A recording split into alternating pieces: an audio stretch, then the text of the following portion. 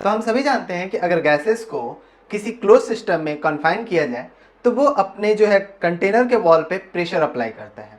तो अगर हम लोग किसी वोलाटाइल लिक्विड को या किसी वोलाटाइल सॉल्यूशन को किसी क्लोज सिस्टम में रखेंगे तो वो उस पर भी जो है क्या करता है, प्रेशर लगाता है। The pressure exerted by the vapours is called vapour pressure. तो जो प्रेशर हमारा जो है कोई वेपर लगाता है उसे हम वेपर प्रेशर कहते हैं। और ये क्यों लगाएगा? क्योंकि कंटेनर मेरा क्लोज्ड है। तो यहाँ मैंने 3 सिस्टम लिया है और तीनों ही सिस्टम मैंने क्लोज सिस्टम लिया हुआ है, जिसमें मैंने पहले सिस्टम में सिर्फ प्योर सॉल्वेंट लिया हुआ है। आप देख सकते हो प्योर सॉल्वेंट ए लिखा है, और इसमें जो है हमारा प्योर सॉल्वेंट ए चूंकि वोलाटाइल है तो वो उड़कर कुछ जो है गैसेस मॉलिक्यूल्स में बदल जाएगा, और जब ये गैसेस मॉलिक्यूल्स में बदलेगा तो ये अपने कंटेनर पे प्रेशर लगाना शुरू करेगा। दूसरा मैंने सिस्टम लिया हुआ है जिसमें मैंने सॉल्वेंट ए लिया है और सॉल्यूट बी लिया है। सॉल्वेंट ए और सॉल्यूट बी दोनों वोलाटाइल होने की वजह से सॉल्वेंट ए भी उड़ेगा और सॉल्यूट बी भी उड़ेगा और वेपर कंडीशन में आकर वो अपना प्रेशर अप्लाई करेगा। तीसरा मैंने कंडीशन लिया है जिसमें सॉल्वेंट ए जो है वो तो वोलाटाइल है, लेकिन सॉल्यूट जो लिया है मैंने बी वो वोलाटाइल नहीं है। तो इसमें सिर्फ क्या होगा कि हमारा सॉल्वेंट के पार्टिकल्स वेपर फेज में आकर प्रेशर अप्लाई करेंगे। तो हम लोग वेपर प्रेशर किसे कह सकते हैं?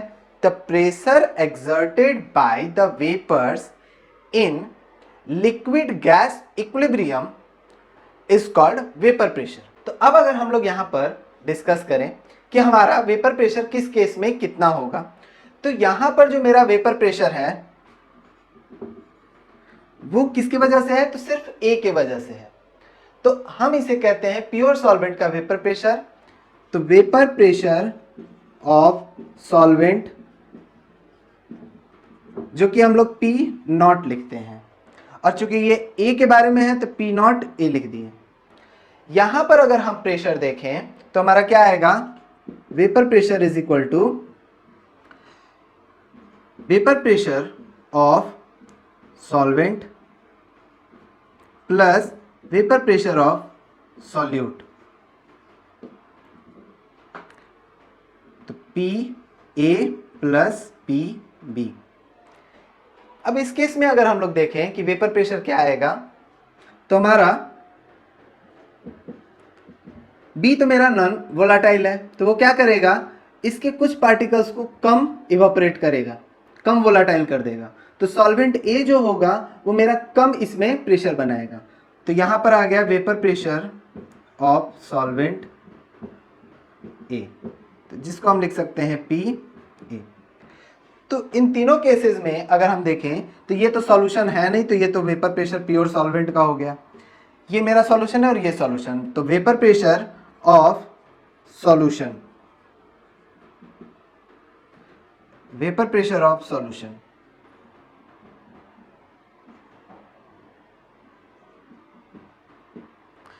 तब इन दोनों कंडीशंस को अगर हम कंपेयर करें तो हमें ये पता चलेगा कि अगर मेरा सॉल्यूट नॉन वोलाटाइल है तो वो क्या करता है? प्रेशर को हमेशा घटाएगा, प्योर सॉल्वेंट के रिस्पेक्ट में हमारे प्रेशर को डिक्रीज करेगा। तो अब इस पे आता है कि what are the factors affecting vapour pressure. तो वेपर प्रेशर को अफेक्ट करने वाला 2 फैक्टर है, पहला नेचर ऑफ सॉल्यूट और दूसरा टेम्परेचर। नेचर ऑफ सॉल्यूट में आया कि अगर वोलाटाइल है तो वो क्या करेगा? वेपर प्रेशर को इंक्रीज करेगा।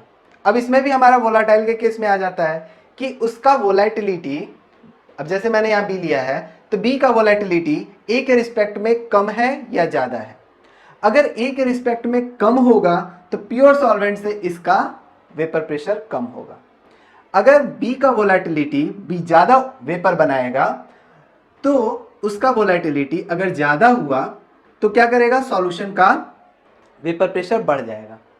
जैसे एग्जांपल में हम लोग समझते हैं कि अगर हम लोग जो है एक कंटेनर ले लिए और उसमें हम लोगों ने डीजल को फिल कर दिया और कंटेनर क्लोज कर दिया, तो सिस्टम मेरा ऐसा बन गया। तो डीजल के कुछ पार्टिकल्स उड़ेंगे और उड़कर जो है क्या करेगा? प्रेशर तैयार करेगा। लेट से प्रेशर मेरा जो है 100 है, 100 पास्कल है या 100 बार है, व्हाटएवर भी, एक एग्जांपल लेते हैं। अब मैंने एक सॉल्यूशन बनाया जिसमें मैंने क्या किया?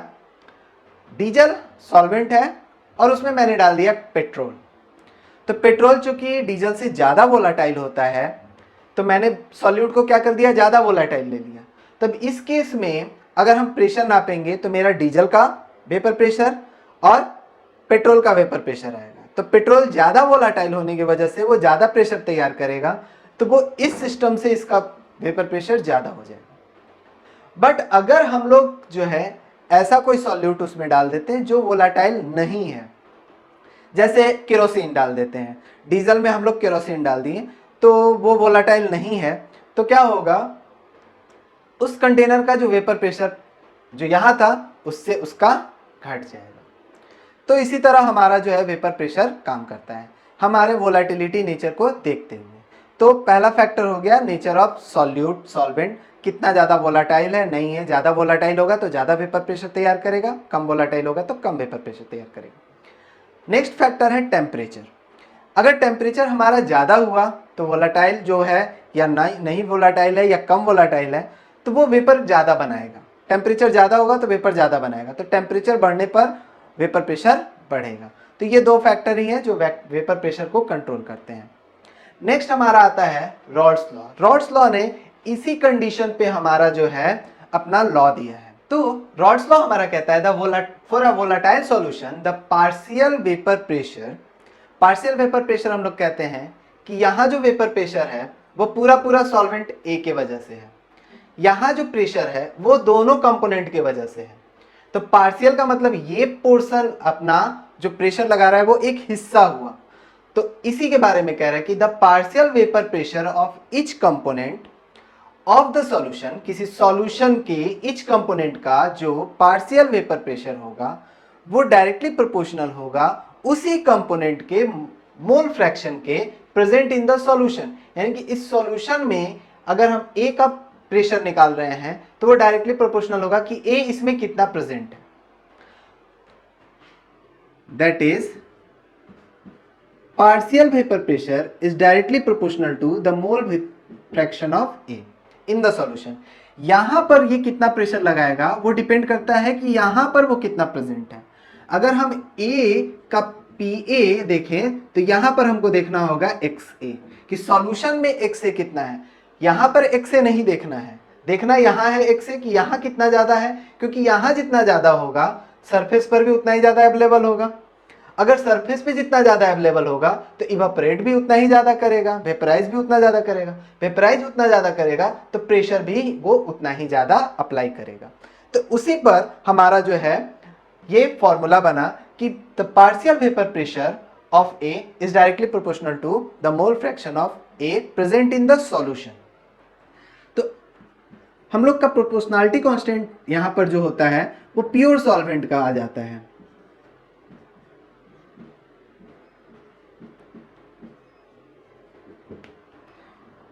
वेयर पीए जो हो गया वो हमारा हो गया partial vapour pressure, P not a ये हो गया vapour pressure of pure solvent, और एक्स ए हो गया मोल फ्रैक्शन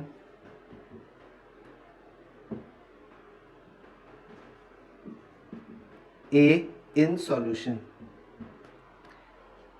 तो यहां पर जो मेरा प्रेशर मिल रहा है, क्योंकि ये प्योर सॉल्वेंट है तो ये हो गया मेरा पीए, यहां पर जो मिल रहा है वो इसके रिस्पेक्ट में थोड़ा सा कम हो जाएगा। तो जब ये कम होगा तो वो बोला जाएगा पार्शियल वेपर प्रेशर, और इसका वैल्यू इक्वल होगा ये इंटू ये। ठीक है, तो अब इन तीनों केसेस में अगर हम लोग जो है रॉड्स लॉ लगाते हैं और हम लोग सॉल्यूशन का प्रेशर निकालते हैं कि हमारा वेपर प्रेशर सॉल्यूशन का कितना आता है, तो हमारे पास यहाँ पर जो है Dalton law of partial pressure वो ये कहता है कि गैसियस स्टेट में हर कंपोनेंट अपना अपना प्रेशर लगाता है। तो हम लोगों ने देखा कि P जो सॉल्यूशन होगा वो PA प्लस PB होगा। क्यों? क्योंकि यहाँ पर A भी वोलाटाइल है और B भी वोलाटाइल है। तो इस तरह P सॉल्यूशन हमारा हो गया, PA को हम लोग लिख सकते हैं इस फॉर्म में, PA not XA not XA plus PB not XB। ये हमारा हो जाएगा इस केस में प्रेशर का फॉर्मूला। अब यहाँ पर हम लोग देखते हैं सॉल्वेंट ए वोलाटाइल है लेकिन सॉल्यूट बी जो है वो वोलाटाइल नहीं है। अगर ये वोलाटाइल नहीं है तो ये यहाँ पर प्रेशर भी नहीं अप्लाई कर रहा है। तो अगर नॉन वोलाटाइल सॉल्यूट होगा तो वो प्रेशर अप्लाई नहीं करेगा। तो प्रेशर ऑफ सॉल्यूशन इस केस में क्या हो जाएगा, पी ए। तो pressure of solution P not A X A. तो इस पे हमारा एक और सिंप्लीफिकेशन आगे बढ़ता है जिसमें हमारा केवल सॉल्यूट के बेसिस पर हम सॉल्यूशन का जो है प्रेशर कैसे निकालते हैं वो देखते हैं। तो हम लोगों ने देखा P solution is equal to P not A X A है। तो हम लोग एक्स ए को लिख सकते हैं 1 minus X B, mole fraction का फॉर्मूला है ये। तो P naught B X B.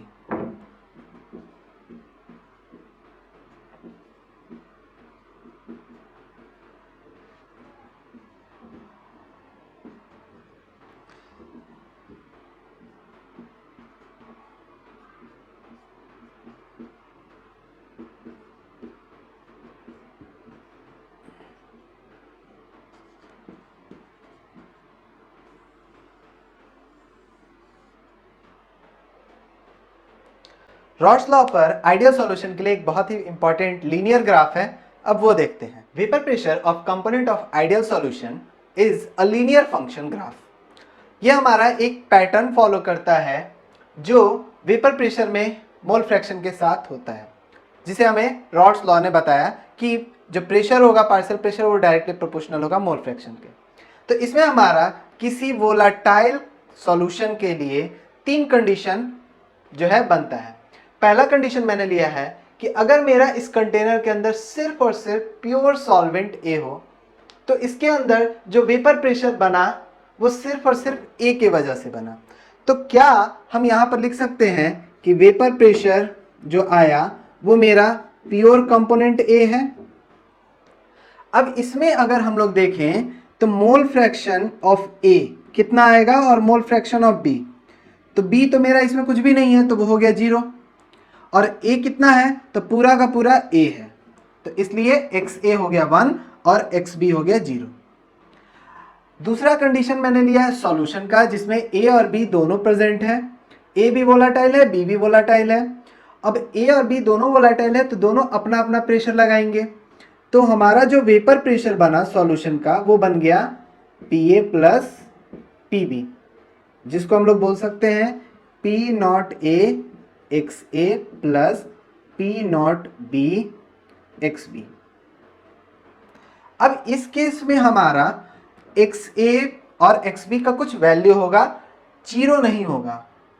जो एक्स ए है वो ना 0 के बराबर है और ना ही 1 के बराबर है, एक्स बी भी ना 0 के बराबर होगा ना 1 के बराबर होगा। अब इस केस में हमारा मैंने क्या लिया, प्योर सॉल्यूट लिया हुआ है, यानी कि प्योर सॉल्वेंट से हम प्योर सॉल्यूट तक पहुंच गए। तो इस दौरान जो वेपर प्रेशर बनेगा वो मेरा क्या होगा, प्योर सॉल्वेंट बी के वजह से बनेगा, जैसे इसमें बन रहा था। इस केस में अगर मेरा एक्स ए पूछा जाए तो कितना आ जाएगा 0, और इस केस में अगर हम पूछे एक्स बी तो वो आ जाएगा 1। ठीक है, तो ये 3 कंडीशन जो हमारा एराइज हो रहा है, हमें उसे ग्राफिकली अगर रिप्रेजेंट करना है तो वो कैसे होगा और इस लीनियर फंक्शन का मतलब क्या हुआ। तो यहां पर जो हमारा ग्राफ बनेगा वो मोल फ्रैक्शन और वेपर प्रेशर में बनेगा, क्योंकि Rawls law partial vapour pressure और मोल फ्रैक्शन में ही बात करता है। तो हमारा सबसे पहला पार्ट ये उठाते हैं। इस पार्ट में हमारा कह रहा है कि एक्स बी 0 है और एक्स ए 1 है। ठीक है, तो हम इस पार्ट को यहां पर दिखाएंगे अगर, तो हमको जो मिलेगा ये पार्ट 0 और यहां पर मिलेगा हमें 1। अब इस दौरान कुछ प्रेशर है, जो प्रेशर है वो मेरा पी ए नॉट है, प्योर, यानी कि लेट से ये है हमारा पी नॉट ए। कब, जब मेरा मोल फ्रैक्शन 1 है। ये मेरा हो गया X A is equal to 1 और X B is equal to 0। अब इसका प्रेशर अगर हम लोग देखें तो यहाँ पर आने पर जैसे ही वो मिक्सचर बनेगा तो ए का क्या हो रहा है, प्रेशर धीरे धीरे घटेगा और बी का धीरे धीरे बढ़ेगा। तो मैंने अगर इसका वैल्यू जो है घटाना है, मोल फ्रैक्शन कंपोनेंट इसका घटेगा, तो क्या होगा, धीरे धीरे धीरे धीरे इसका मोल फ्रैक्शन घट रहा है और ए के वजह से जो प्रेशर आ रहा था वो धीरे धीरे घटता चला गया। अब बी के केस में देखते हैं, तो पीबी हम मान लेते हैं कि पीए से थोड़ा कम है, तो वो यहां पर आ गया पी नॉट बी।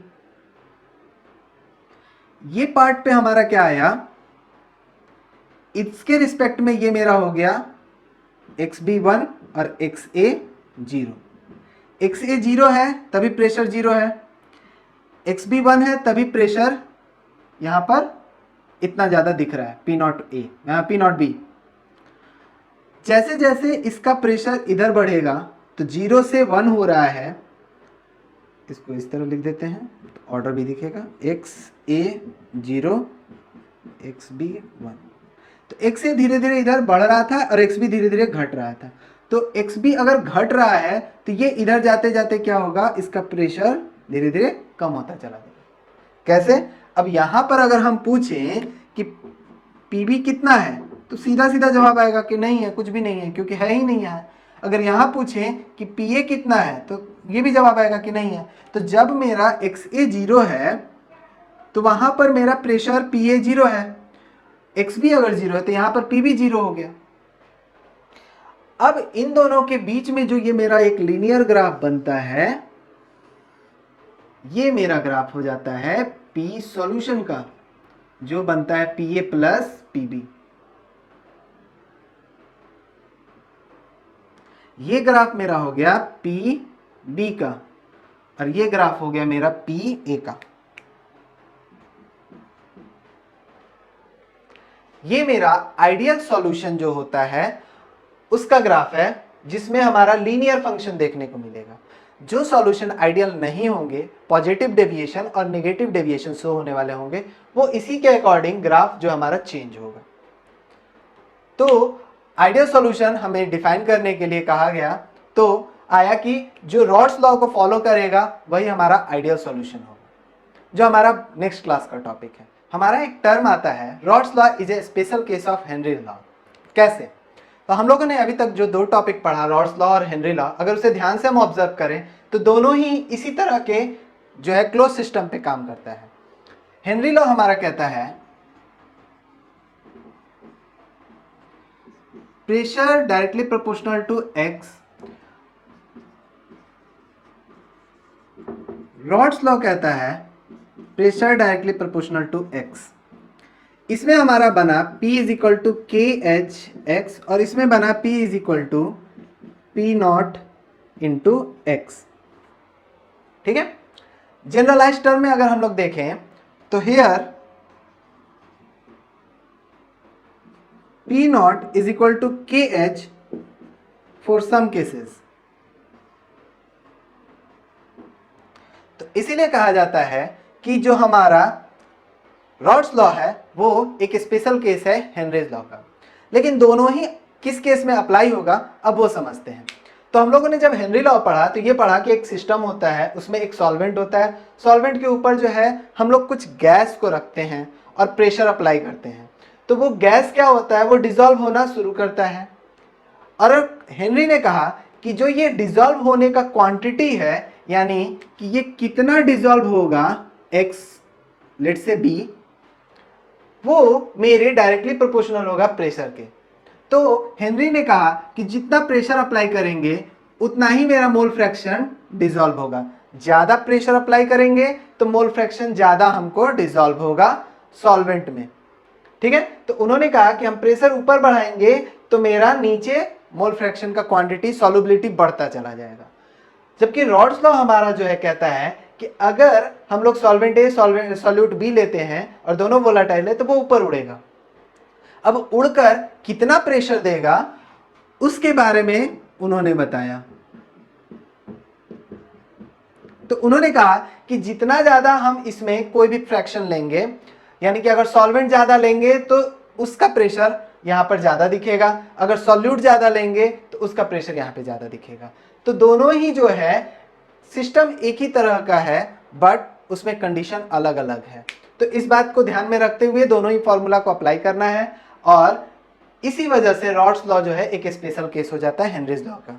जब हमारा P not equal to KH होगा, in that case Raoult's law और हेनरीज लॉ एक हो जाएगा। तो आज के क्लास में इतना ही। नेक्स्ट क्लास में हम पढ़ेंगे कॉलिगेटिव प्रॉपर्टीज।